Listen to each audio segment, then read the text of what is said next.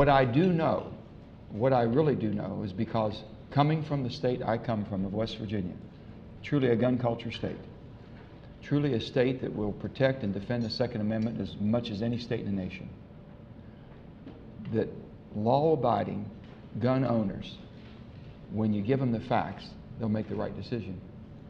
And I've been working it for a couple of months, going back home every weekend I could. I talked to every gun group I could talk to. I listened to them. They had an awful lot of input. They told me certain things that they were concerned about. We looked at it and we tried to have the language that took care of those concerns. And I've got to be honest with you, I took the position that this bill had to be a balanced bill. I wanted to make sure that we left no loopholes in the gun shows and left no loopholes in internet sales. I'm sure there's so many people who says it didn't go far enough, and I've said this is not the president's bill, it's not Chuck Schumer's bill, and they keep wanting to blame, well, it's a liberal, it's the president, and we're mad, you know, that whole scenario that plays out every day.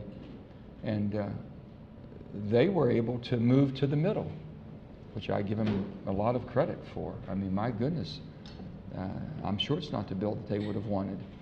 And on the other hand, I had people from the other side that was willing, I mean, truly responsible, law-abiding gun owners who said, this is reasonable.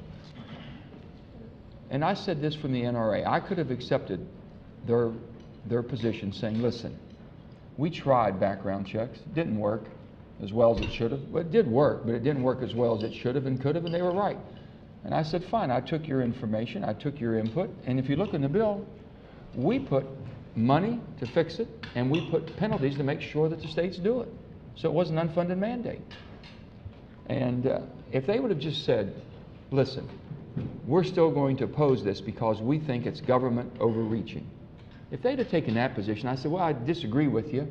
And they said, not only are they overreaching, it's the first step. They're going to do more.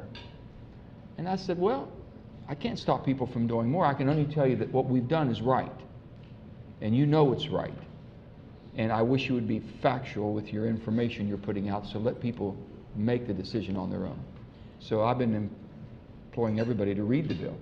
The more people that read it, the more people we have supported.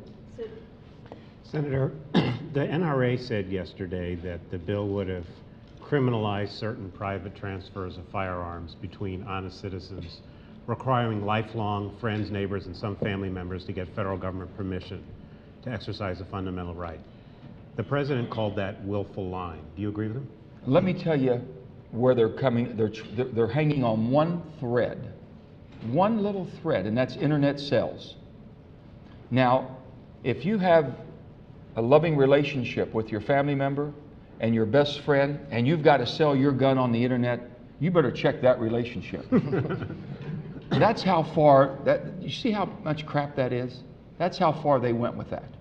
That's just disingenuous. And I've told them that. So that's just a bunch of bullshit. What happened here? The NRA didn't score the first vote, the procedural vote, and you got to 60 votes, and then you get to the substance, and suddenly they're scoring. I really don't think they, I mean, if they truly polled their members and they said, I want you all to read this and give me your feedback. I asked them point blank, put the bill online, let them vote. Let people like myself vote on the bill, let me read it. Just do that for me. Don't editorialize it for me. Just put the facts out and let me see what happens. I begged them to do that. And I don't think that ever happened. I'm sure that what you're seeing, the twist that's put on everything. And I was very upset about that.